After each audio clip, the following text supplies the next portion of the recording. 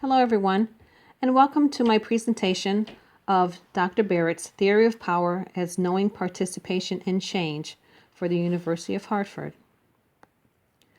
My thesis statement: to understand Dr. Barrett's Theory of Power as Knowing Participation in Change, one has to understand its impetus, that is, Martha Rogers' Science of Unitary Human Beings. Rogers underscored that human beings can knowingly partake in change. Dr. Barrett expanded on this postulate to include power. Power, she says, is the capacity to participate knowingly in change. As a health pattern, the theory of power can be used to make patients aware of their power within to improve their health outcome. Even though we may not have the power to change everything in our lives, we do have the power of freedom to knowingly change what we can.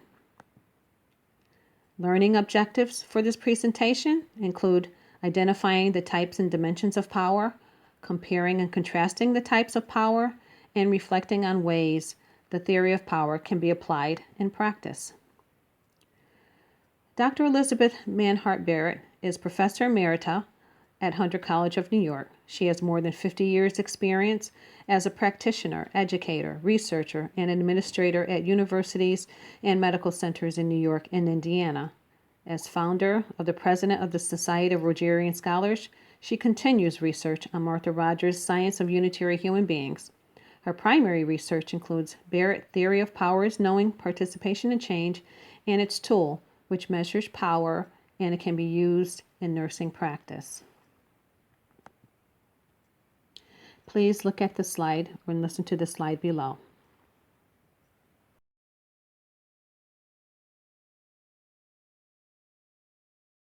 I'm Dr. Elizabeth Barrett, and I'm here to introduce you to the Barrett Power Theory I've been developing over the past 30 years. On this site, you will learn new ways to develop and use your power, to create meaningful changes in your life, and to experience the freedom to follow your dreams. So let's start with the definition. From my perspective, power is the capacity to participate knowingly in change. How do we know it when we see it? Quite simply, power has 4 inseparable qualities: awareness, choices, freedom to act intentionally, and involvement in creating change. Now, there are 2 types of power. Power is control, and power is freedom. Power is control, I think we all understand as we look around our private and public worlds. It often involves manipulation, dominance, sometimes force, and various subtle or not so subtle ways of getting people to do what is desired of them. On the other hand, power as freedom is a type of power that many people don't realize they have. And my work with you is to teach you how to further develop and use your power as freedom so that you become your own powerhouse and take further charge of your life. Both types, power as control and power as freedom, manifest in many, many forms. Here's an example. Money is a form of power. It can be used for purpose of control of people, places, and things. Or money can be used for purposes of freedom. Freedom to meet our basic needs, or it can be used to help others, or for education, charity, or to take care of our health, or in other ways that also don't interfere with the freedom of others or harm them in any way. And that's a key difference in the 2 types of power. Power as freedom doesn't interfere with the freedom of anyone else, and it doesn't harm anyone. Knowledge is another form of power that can be used for purposes of control or freedom. You were born with power, and it's up to you to choose how you want to use it or not use it. Also, on this site, you will learn about the work I do in my private practice of health patterning, an alternative type of psychotherapy, and the power prescriptions that I use to help people grow their power as freedom. Thanks for being in touch with drelizabethbarrett.com.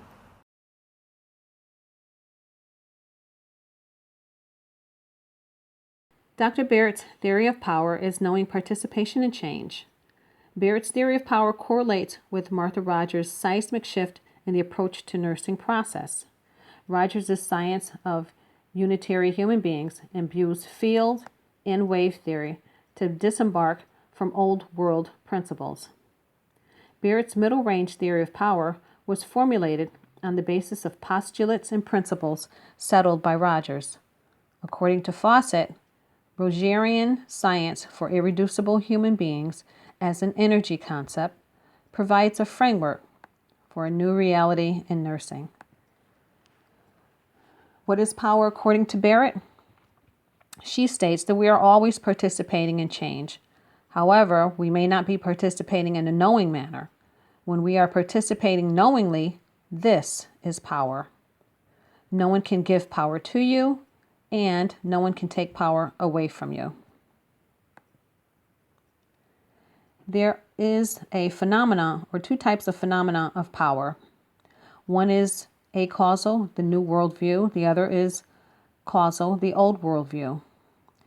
Acausal phenomena has no known control principles, which allows for freedom of choice. That is the Rogerian view. It has a basis in autonomy and spirituality. Causal, on the other hand, has principles of control, like bureaucracies, patriarchal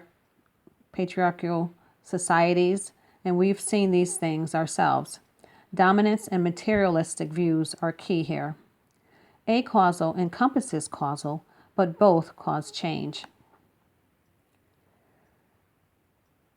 Again, Dr. Barrett derived her theory from Rogerian theoretical framework. Some of the postulates include energy fields. Human beings and the environment are energy fields. Openness. The energy fields are open and flowing in all directions all the time. Pattern. The energy fields emit distinct patterns. Manifestations of the patterns can be observed. Pandimensionality. Existing in all dimensions without form.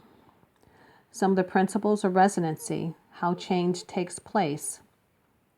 It's expressed in wave form. Helicity is the nature of change, its natural evolution. Human beings naturally evolved, human beings and other animals naturally evolve. Integrality, mutual process of humans and their environment, meaning that humans act on the environment and the environment acts on us. And we can see this expressed in the aging process. Barrett's conceptual framework is her types of power. Power as freedom and power as control. The main difference between power as freedom and power as control is that power as freedom does not affect anyone. You can achieve your own freedom and help yourself without involving or influencing anyone else. Power as control means that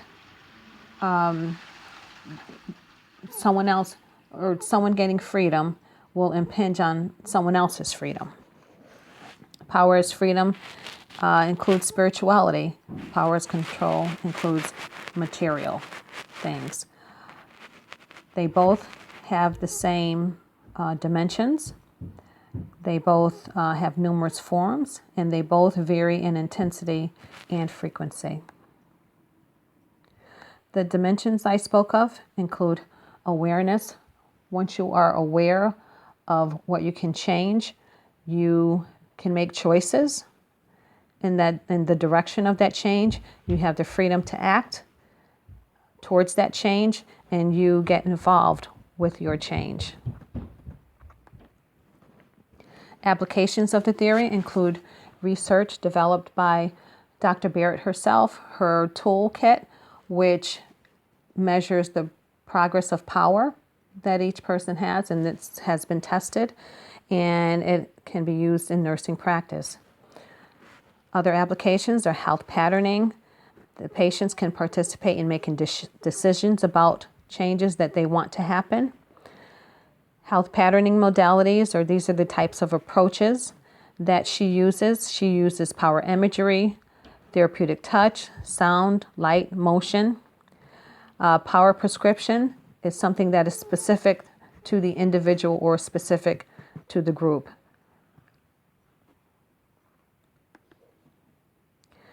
Some strengths and weaknesses. Strengths is that the power theory encourages participation in wellness. They encourage decision making. There's no rigid standards. Patients have the freedom to change goals to suit their needs, and the progress can be measurable. Weaknesses include some people may not be able to grasp the concept that, say, therapeutic touch or light or sound is going to be able to help them towards their specific outcome. It might be difficult for those who are used to the more conventional methods, and they may not want to change. Some principles are not taught in the nursing practice. I myself, I've learned therapeutic touch and active listening techniques in other work that I did.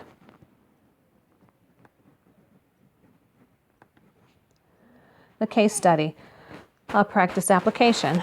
In my practice, I often seek out resources that would be most suitable for an older population. However, I decided to use my own knowledge as a resource and teach about clinical breast exams. From many off-the-cuff conversations, I found that quite a few women have either never performed a breast exam or haven't been properly taught. So I thought this was the perfect opportunity to apply Barrett's theory of power as knowing participation and change.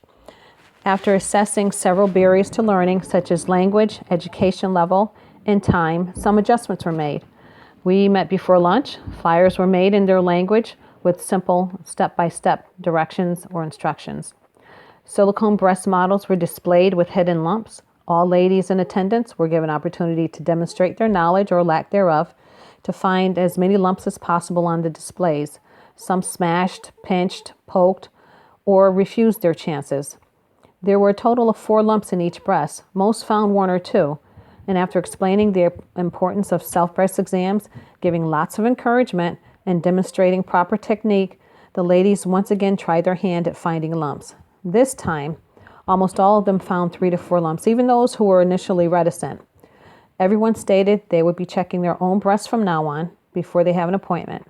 These ladies can now use their power as knowing participation and change with an empowered attitude and newfound knowledge toward helping themselves. In summary, Barrett's theory of powers knowing participation and change has forms reminiscent of Barbara Carper's ways of knowing.